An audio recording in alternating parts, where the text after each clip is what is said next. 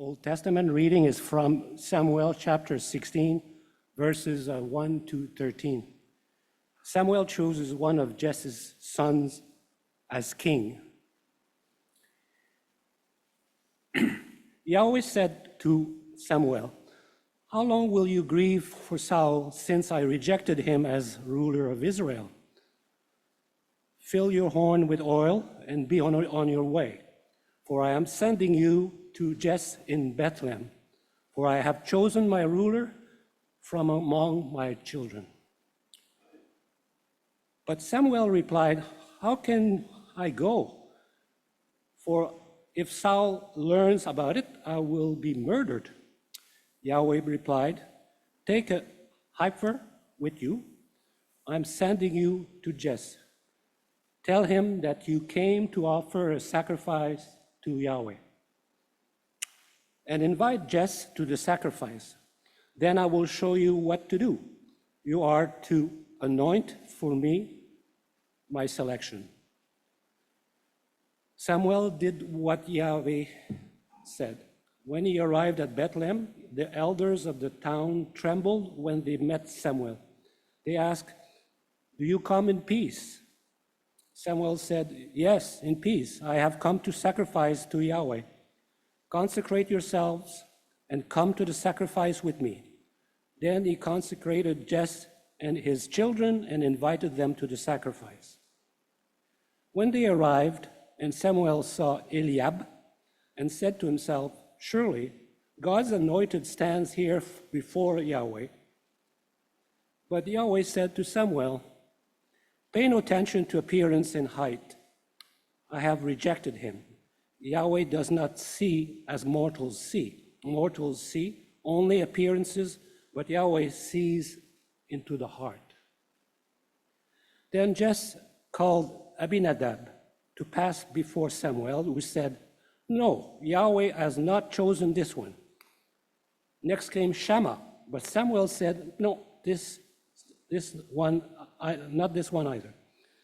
7 sons were presented to Samuel by Jesse, who said, "Yahweh has not chosen any of these." Samuel asked, "Are these all the sons you have?" "There is still the youngest," Jesse said, "but he's tending the sheep." Samuel said, "Send for him. We will not begin the sacrificial banquet until the lad arrives." So they sent for the boy, a ruddy youth with bright eyes and handsome to behold. Yahweh said, "Rise and anoint this one." Then Samuel took the horn of oil and anointed the boy in the presence of his brothers. And from that day forward, the Spirit of Yahweh came upon David and was with him. Then Samuel set out on his way to Ramah. This is the witness of Israel.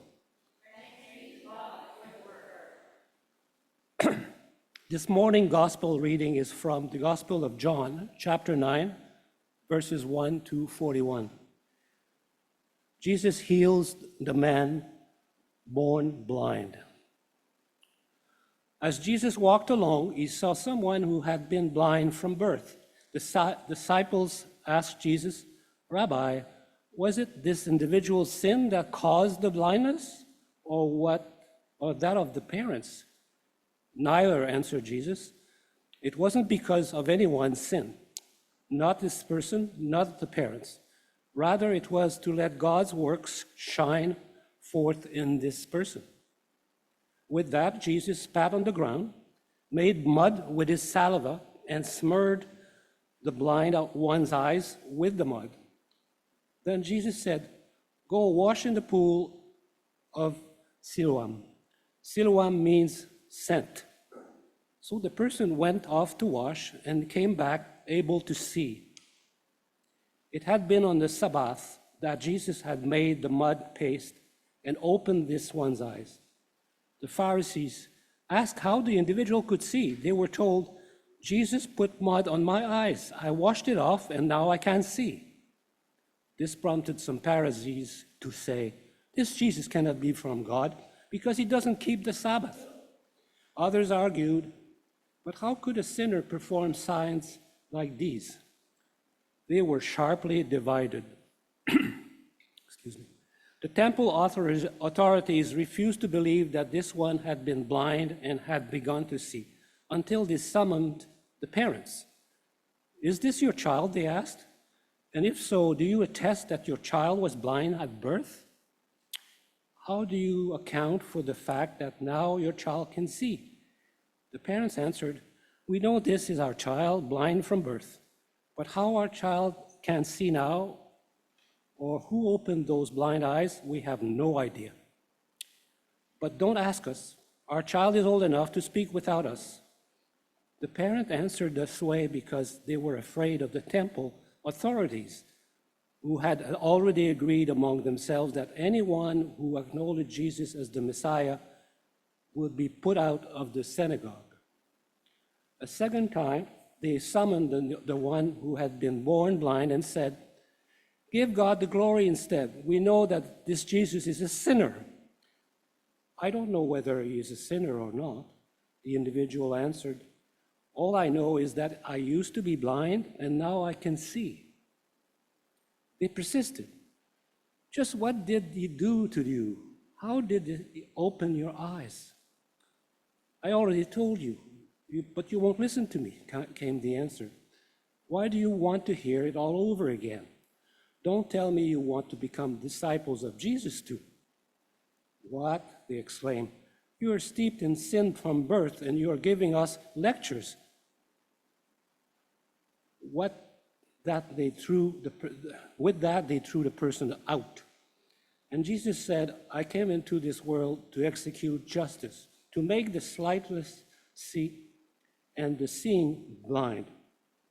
Some of the Pharisees who were nearby heard this and said, "You're not calling us blind, are you?" To which Jesus replied, "If you were blind, there would be no sin in that. But since you say, 'We see,' your sin remains." This is the story of our faith.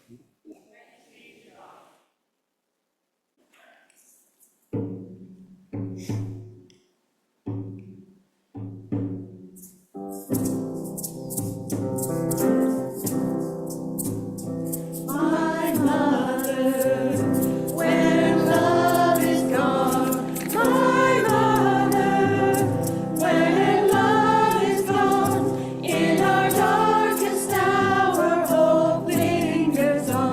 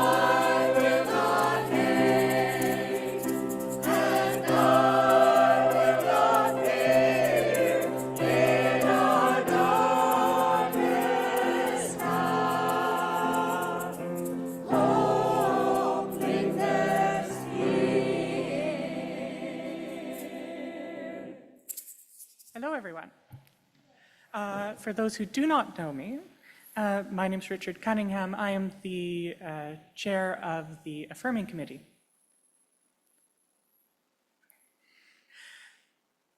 I use they, them pronouns. And if one of the gods wreck me out in the wine-dark sea, I have a heart that is inured to suffering, and I shall steel it to endure that too.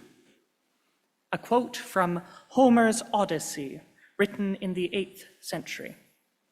A bit of a strange one when you think of it. I can't say I've ever looked at the ocean and thought, that looks a bit like a glass of Merlot. It's quite clearly the wrong color. I'd probably say sapphire or even whale blue and invoke the leviathans of myth. Was Homer colorblind, perhaps? Historians don't think so. It seems unbelievably that the ancient Greeks just didn't have a word for the color blue. It's why elsewhere in the epics, Homer described the sky as bronze. So when Homer reached for a word to describe the color of the ocean, he picked what he perceived as a similar shade of the same color. It turns out that many ancient civilizations didn't have a word for blue, not just the ancient Greeks. And it's not because their eyes hadn't fully evolved or something like that. Pretty much every culture just took their time getting around to inventing blue. They just saw it as a shade of another color, the same way that most people would look at fuchsia, say it's pink, and then proceed to have difficulty distinguishing it from flamingo unless the two swatches were next to each other. Or they're a color nerd. Blue and green seem to be amongst the most lumped together colors, enough so that blue-green distinction in language has its own Wikipedia page. In Japanese, the word for green was only invented in the 800s CE and was considered as much a shade of blue as cornflower is to an English speaker. School books only began to distinguishing midori, green, from ao, blue, after World War II. And as a result, older traffic lights in Japan are generally what an English speaker would call blue. Color is a spectrum, not a series of discrete points, and each culture has made its own choice in where the dividing lines fall. Russian doesn't have a catch-all blue, instead having separate words for lighter and darker colors, or darker hues, much like our red and pink. So if a Russian is trying to translate a novel where the protagonist drives a blue car, they're going to have to decide if the car is a light blue or a dark blue. Does that matter? Well, what different associations does a Russian have with light blue or dark blue? After all, someone who drives a red car might be a very different person from someone who drives a pink one. As humans, we really like to pretend continua are discrete points. We make little boxes to put things in and then get annoyed when someone takes something out of box A and instead puts it in box B. In today's reading, we see a society that decided that on the spectrum of humanity, disabled was just a shade of sinful. When Jesus gave the blind man sight, he took him out of the box labeled sinner and put him into a box labeled innocent. Look, he says, these are completely different colors. And then everyone, including the man's own family, says, you're crazy. These are clearly the same color. That man must have committed some great sin as a fetus. God painted humanity with a wide array of shades and hues. A spectrum of heights and weights, colors and ages, of strengths, of levels of flexibility with different body parts. But our bodies are not what matter. Remember the words of 1 Samuel 16:7. God does not see as mortals see. Mortals see only appearances, but God sees into the heart. That man was born blind. He was not born a sinner. What pieces make up your mortal body and the degree of their functionality are not descriptive or indicative of the soul that God put in it. Being born without feet doesn't mean that you're destined to stay in one place. Being born female doesn't mean you're not a man. There is another spectrum. And just like color, different cultures around the world have drawn their lines in different places. And just as we have our own associations with different colors, each culture has its own associations with their gender categorizations. Here are a few of the many three gender distinctions used traditionally around the world. I apologize to anybody who actually speaks these languages because I cannot pronounce them. In Oaxaca, in Mexico, there are the mujer, mujer, and hombre. In Hawaii, there are the wahine, mahu, and kane. In parts of India, in Pakistan, there are aurata, kushra, and adami. In Kenya, there are mwakamke, mashoga, and wanaume. In Balkan countries, there are grau, bureshna, and bure. Here in North America, with its many different indigenous languages, many who with their own term for third gender people, the umbrella English language term two-spirit was developed to describe the many different distinct traditional identities viewed as not man or woman, but other, both, or in between. We will discuss two-spirit identities during future services in collaboration with the Reconciliation Committee.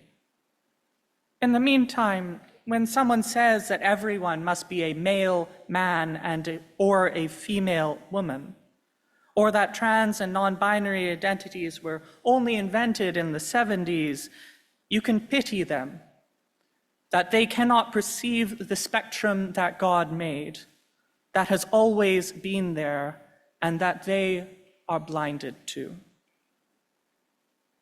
The same way the Pharisees were blind. When someone approaches you and says, I am a man, I am a woman, or I am non-binary, they are telling you that God made them that way regardless of their outward appearance. It is your duty to believe them, to address them how they asked to be addressed, to treat them as you would anyone else claiming that identity. You cannot tell what is written on their heart by their outward appearance.